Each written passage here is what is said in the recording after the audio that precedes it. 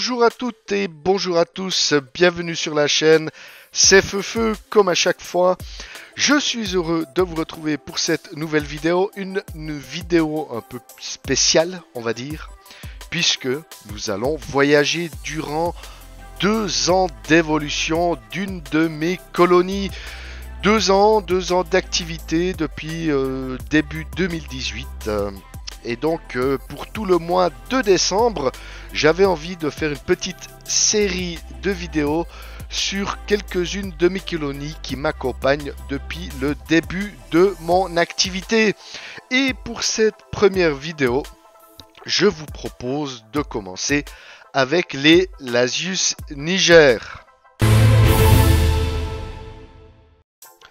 On débute donc au mois de juin 2018 où j'avais reçu cette gine avec un petit couvain, cette gine Lasius Niger.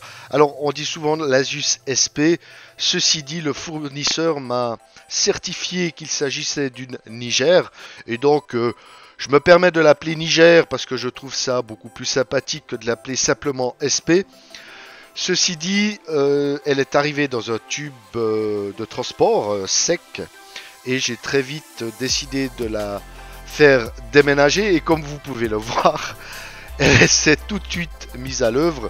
Donc j'ai simplement introduit le tube de transport dans le nouveau tube rechargeable que je souhaitais utiliser pour faire fonder cette colonie. Et regardez-moi ça, il suffisait simplement de recouvrir le tube, de l'humidifier et le déménagement s'est fait en très peu de temps. Et à l'époque j'avais réussi à filmer tout ça, j'avais trouvé ça extraordinaire. Regardez-moi comme elle se met à l'œuvre avec de l'enthousiasme et une énergie à toute épreuve. Donc c'est une gine qui était bien évidemment en pleine forme, qui avait très vite pondu. Je crois même qu'elle avait pondu durant le voyage. Pardon. Et donc c'était sympa à voir à l'époque d'avoir déménagé son couvain du tube de transport jusque dans son nouveau tube rechargeable. Et comme je vous l'ai dit, j'ai pris plaisir à pouvoir filmer ceci. Donc franchement elle a pas arrêté pendant une demi-heure à déménager son couvain. C'était de très bons souvenirs et j'ai eu la chance de filmer tout ça. Voilà pour les débuts de cette fondation de Lasius Niger et je mets le pouce en l'air pour montrer comme j'étais content à l'époque. Et on passe en août 2018, quelques mois plus tard, et là c'était les premières naissances, les premières imagos. Donc vous voyez tout de suite un couvain très généreux avec cette gine. Elle m'a toujours habitué à ça dès le début. Une gine très prolifique au niveau du couvain. Et donc juin, juillet, août, donc je dirais 2 mois et demi plus tard, les premiers imagos au milieu d'un riche couvain. Donc pour un débutant que j'étais et que je suis peut-être encore aujourd'hui, allez on va le dire, je ne crois pas qu'on devienne expert malgré tous nos efforts. Ouais, mais pour vous dire qu'au début, quand on est débutant, on est toujours très impatient et cette gine m'a offert très rapidement beaucoup de plaisir d'observation. Regardez, elle se sent très vite mis au travail. Donc mois d'août 2018, les premières naissances et la première génération d'ouvrières pour cette fondation de Niger.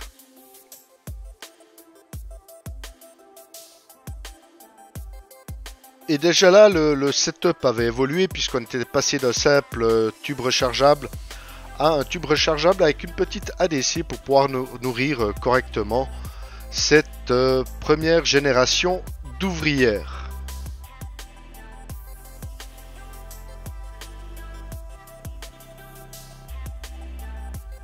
On se retrouve très vite un mois plus tard, en septembre 2018, où là, on a vraiment la première génération d'ouvrières à l'œuvre, présente autour de leur gine. Et chose remarquable, vous voyez, elle avait tout de suite repondu un couvain énorme derrière cette première génération de cocons. Et ça, c'est vraiment impressionnant. Alors, je ne sais pas si c'est spécifique à toutes les nigères. En tout cas, j'ai eu plusieurs fondations. J'en ai 3 à l'heure actuelle. Mais ça n'est pas le cas pour toutes les fondations. En tout cas, pas avec toutes les gines. Mais cette gine est impressionnante au niveau de sa pente. Elle se fatigue pas. Je sais pas comment vous dire ça. C'est impressionnant. Le couvain n'a jamais désempli. En tout cas pas en tout cas pas durant cette première année d'évolution. Ça a été extrêmement rapide. Or, je chauffais qu'à 23 degrés en moyenne. Et donc, c'était pas des températures énormes. Mais ça suffisait pour que cette gine me fasse un couvain monstrueux tout au long de cette année 2018. Donc, à savoir aussi que c'est une fondation qui vient du sud de la France. Donc, est-ce que je sais pas si ça peut jouer un rôle par rapport à mes fondations endémiques de ma région. Mais en tout cas, le couvain est énorme avec cette gine. Et donc, je me félicite qu'elle soit arrivée de la famille Suisse Fourmi. Voilà, alors à peine après un mois des premières naissances, donc on voit déjà cette première génération d'ouvrières et ce couvain qui est énorme juste derrière.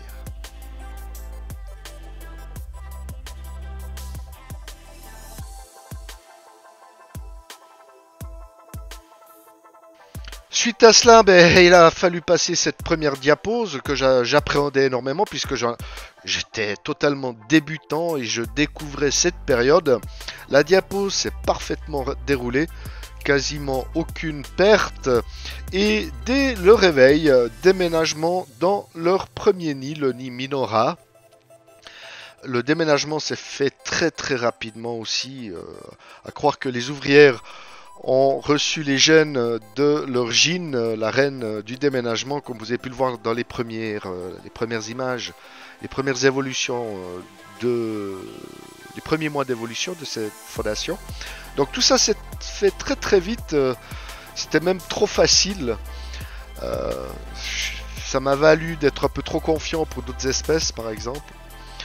Mais en tout cas pour cette petite colonie de Niger, le premier nid n'a posé aucun problème. Et d'ailleurs elles s'y sont senties vraiment très bien tout de suite. Elles ont, elles ont tout de suite investi 3 chambres avec cette particularité d'avoir bouché l'entrée des 3 premières chambres au milieu du nid. Comme pour se sentir plus en sécurité. Donc ça, c'était une particularité de cette colonie. Donc, raffole des mouches domestiques, raffole du pseudomiella, raffole de la gelée protéinée, un peu moins accro au début sur les vers de farine. Ça s'est amélioré depuis, mais je n'ai jamais eu vraiment beaucoup de problèmes à les nourrir. Et donc, je confirme les informations que l'on peut lire à droite à gauche sur le web. C'est une première espèce pour les débutants qui est totalement appropriée. Donc voilà le premier déménagement, retour de diapose, tout s'est bien passé et un couvain toujours aussi généreux. Printemps 2019, mois de mai, vous voyez le couvain a encore grossi, le nombre d'ouvrières a même doublé, voire triplé. Donc une évolution énorme au printemps, avec des prises de vue sensationnelles pour la chaîne, notamment à vous faire partager. J'ai vraiment eu beaucoup de plaisir à les filmer. Et donc au printemps de cette année 2019, une explosion dans l'évolution de cette colonie. Quelque chose d'impressionnant avec des images de folie. J'ai même réussi à faire des macros avec mais là on le voit déjà à l'image, les larves qui bougent, c'est impressionnant. Et à voir la gine, j'ai trouvé la gine qu'elle n'avait pas finalement ce gastre gonflé, un gastre qui est totalement je dirais normal, mais alors c'est une pondeuse de fou. Donc là encore, un couvain qui a augmenté en volume et le nombre d'ouvrières qui a explosé au printemps 2019. Alors évidemment, à ce stade-là, tout ne s'est pas forcément bien passé, hein, même si dans l'ensemble, ça s'est très très bien passé, au-delà de mes espérances. Mais j'ai eu bien sûr quelques petites évasions. Au début, par rapport à un anti-évasion qui ne fonctionnait pas du tout, en tout cas pas avec elle. J'ai dû changer d'anti-évasion. Je suis resté sur l'huile hein, du début à la fin, mais j'ai simplement changé de fournisseur. Puisqu'elle se moquait totalement de mon anti-évasion, elle le passait sans aucun problème. Donc là j'ai dû changer, depuis ça va beaucoup mieux. Et ces évasions m'ont posé d'autres problèmes, notamment puisqu'il y a eu des retours au nid, mais des retours au nid par l'orifice de la réserve d'eau. Et donc elles sont allées se nicher dans la mousse PVA de la réserve d'eau, d'humidification. Et là, j'ai eu des problèmes pour les retirer. J'ai pas eu de noyade, étonnamment, mais il a fallu que je les retire puisque je devais bien évidemment humidifier le nid. Donc, 2-3 petites variantes comme ça durant cette période d'évolution. Mais ça, c'est beaucoup dû à mon inexpérience de l'époque. Et donc, on fait face à ce genre de petits problèmes. C'est quasi inévitable, je dirais. Mais je suis très très content de mon matériel, du nid en particulier, le nid Minora qui fait bien son job. Et ces nigères se sentent vraiment bien à l'aise dedans. Donc vraiment beaucoup de satisfaction durant cette année. Et nous arrivons enfin à l'automne 2019, c'est-à-dire à peu près la physionomie de la colonie à l'heure actuelle, avec un nombre d'ouvrières qui a explosé, comme vous pouvez le voir. Sur toute la fourmilière Minora, je dirais que ça prend bien la moitié de la fourmilière, maintenant la colonie.